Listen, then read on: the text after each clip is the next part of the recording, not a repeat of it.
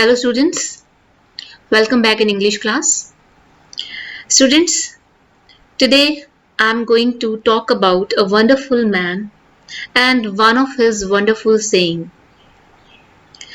I'm going to introduce Dalai Lama. Maybe you would aware about him or not. The Dalai Lama is the head monk of Tibetan Buddhism and traditionally has been responsible for the governing of Tibet. Until the Chinese government took control in 1959, however, the name of Dalai Lama meaning ocean of wisdom and was not conferred until third reincarnation in the form of Sonam Gyatso in 1578.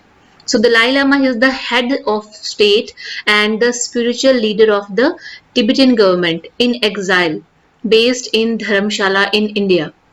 So Tibetan believe him to be the reincarnation of his predecessors, and for nearly 50 years he had aimed to establish Tibet as a self-governing democratic state. So here is the pic of the Dalai Lama that you all are looking at, and I'm going to talk about one of his wonderful saying. So why exactly I'm talking about or why I'm introducing Dalai Lama to all of you. So here I have one saying of Dalai Lama, the famous quote. Remember that sometimes not getting what you want is a wonderful stroke of luck. Have you got it? The meaning here? Remember that sometimes not getting what you want is a wonderful stroke of luck. So what is the meaning of this quote, student? Many a time our failure is a wonderful stroke of luck.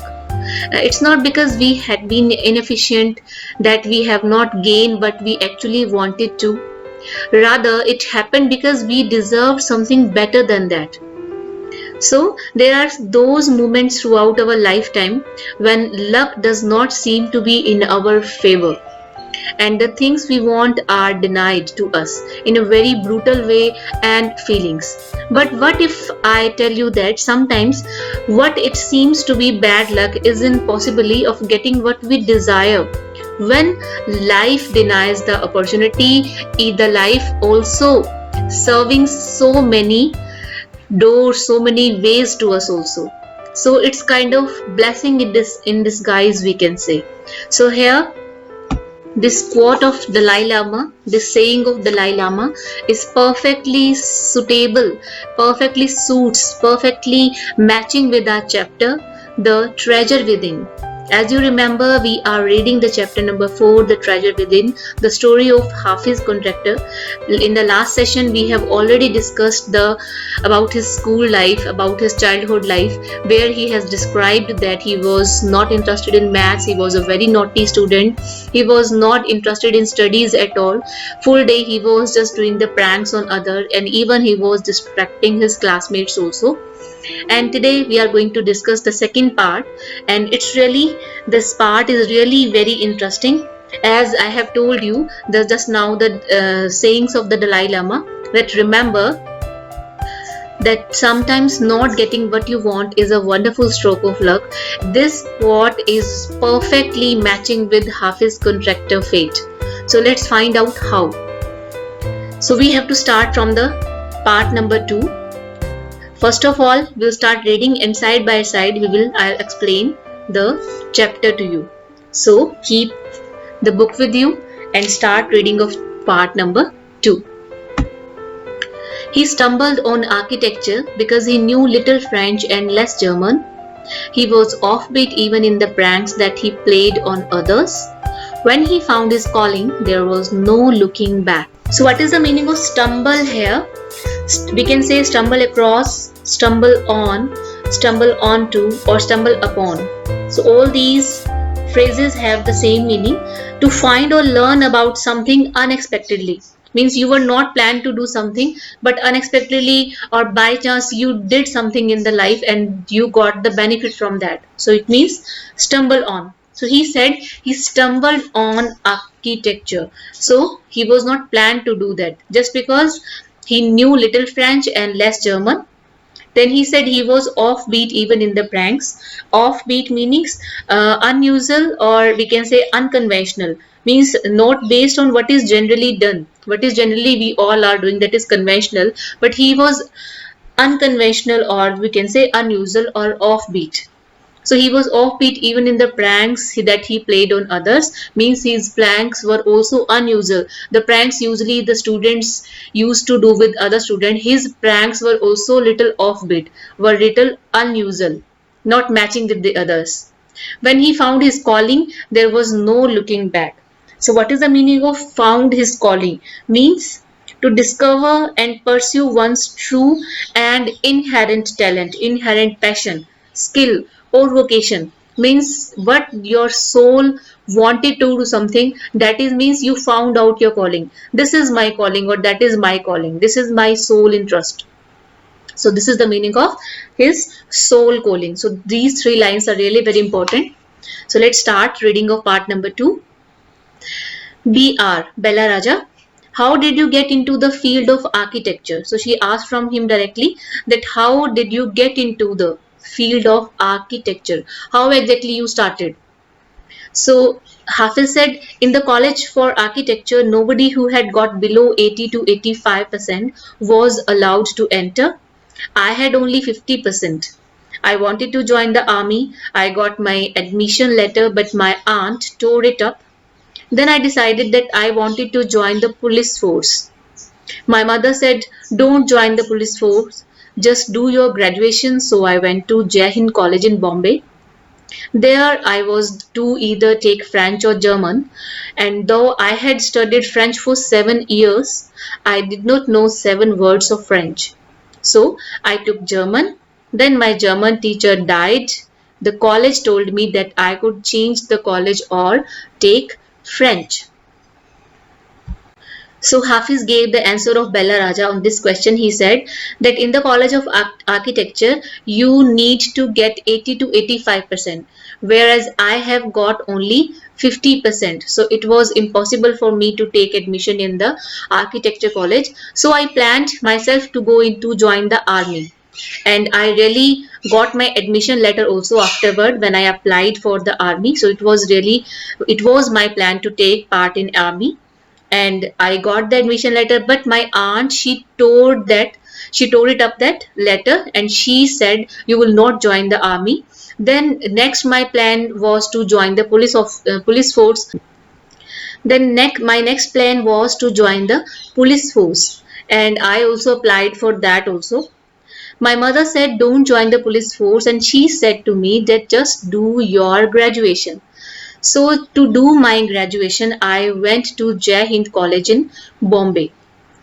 So you can say it was my fate or so, but I went to college, Jai Hind. There I was to either take French or German. So when I got the admission in the Jai Hind College, Bombay, so there I got the choice. It was compulsory to take the French or German. You have to take either French or German.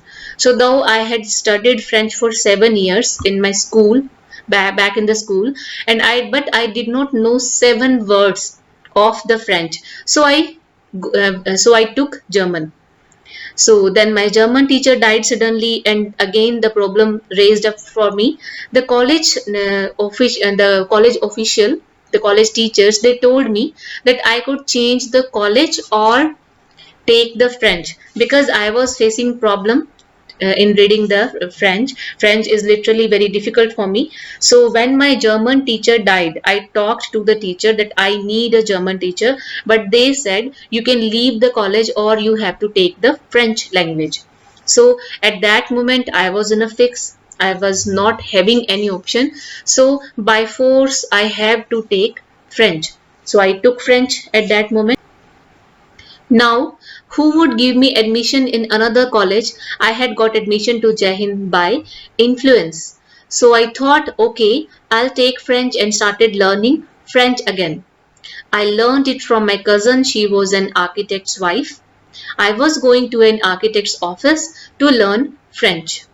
So Bella asked, was it then that you decided you wanted to do the architecture course? Then Hafiz said, actually, it all happened quite by chance.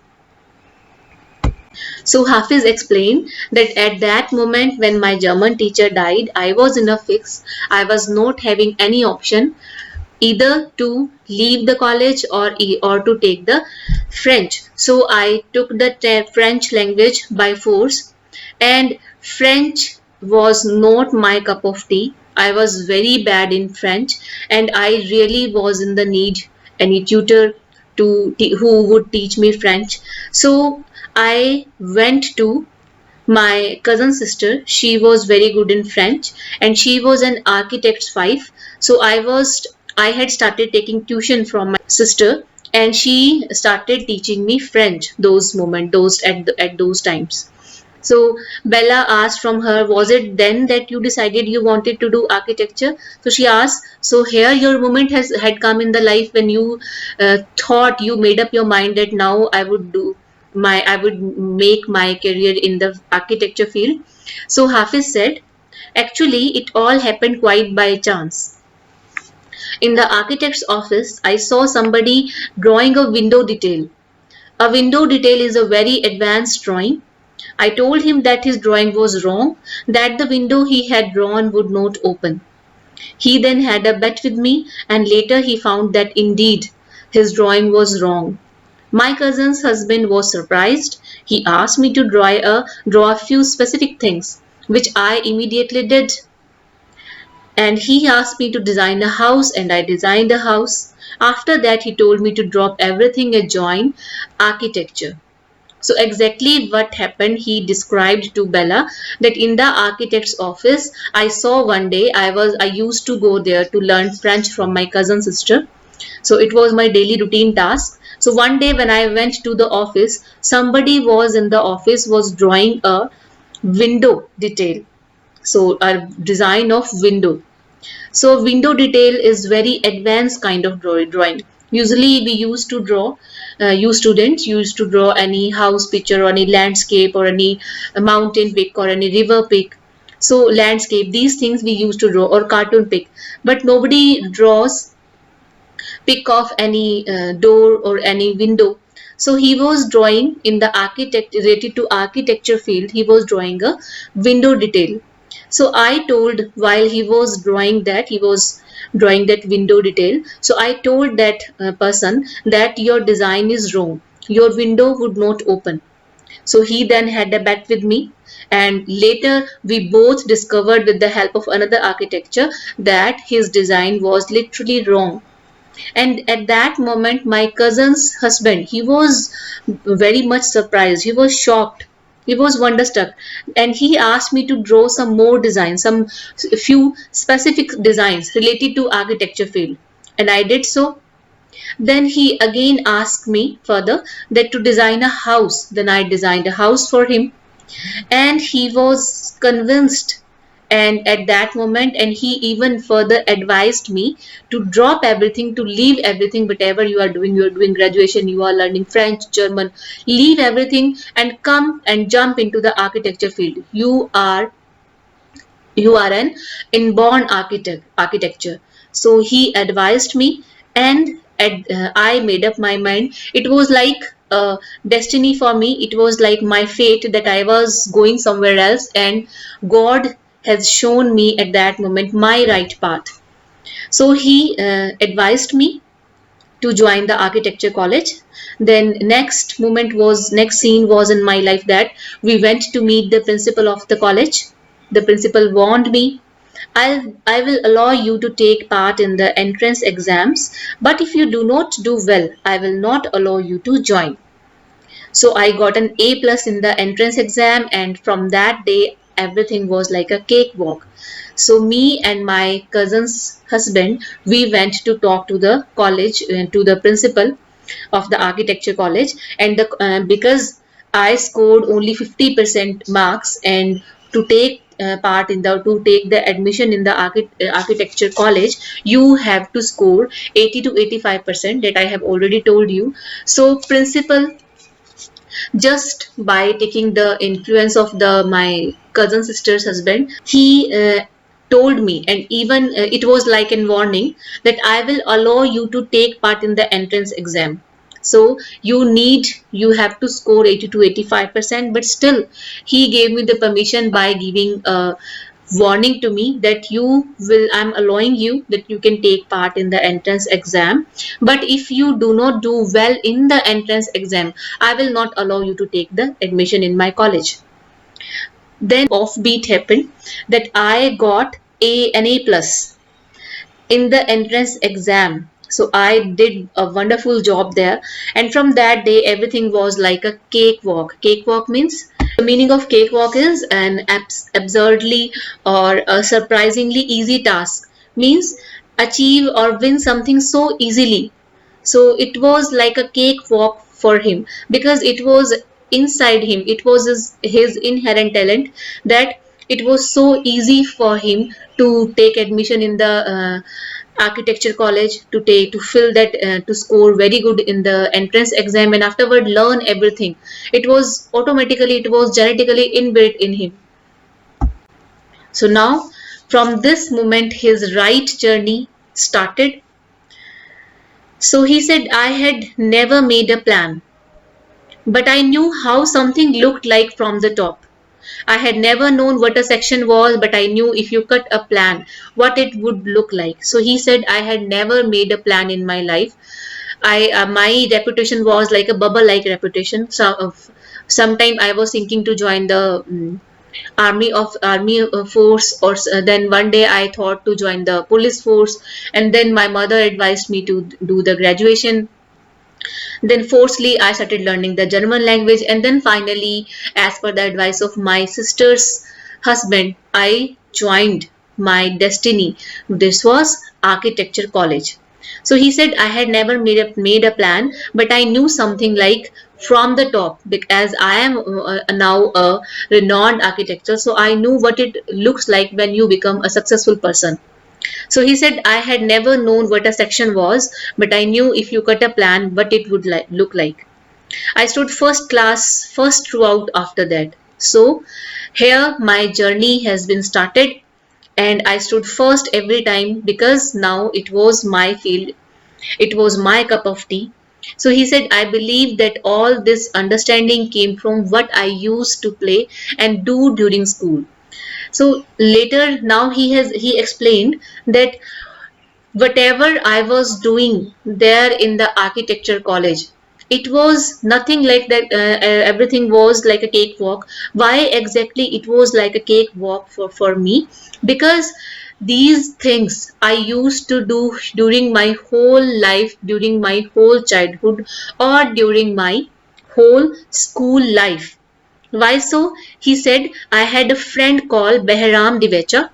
We used to have competitions between us for designing forts, guns, and ammunition. Each of us would design something in an effort to be different. So he said, me and my friend Behram, we used to draw forts, guns, ammunition. Ammunition means bullets or shells or war equipment like guns we used to draw, and we used to draw forts, palaces, houses design. So we used to draw all these things during my school life. So I have learned all these things entire my school life. So it was like a competition for us. Me and we both, we used to do competition in this field, and we used to draw all these things. So during my whole school lifetime, I used to draw all these things. So during my whole lifetime, during my whole school time, I I was familiarized with all these things. So I have mastered, I have learned all these things, how to draw different kind of houses, how to draw maps of houses, designs of houses, or how to draw guns, different kind of castles, forts, and war equipment. So I was acquainted with all these things, and that things finally helped very beautifully in my career. So students, now I'm going to put an end to our today's conversation. The topic is really so interesting. This chapter is really very interesting, very amusing, the story of Hafiz. But now Rest of the 2 pages, rest part, left out part, we will read in our next session, next class. Complete your copies, learn all the chapters, all the question answers, and read the chapter again and again so that you can give all the questions answers. Take care of yourself. Thank you.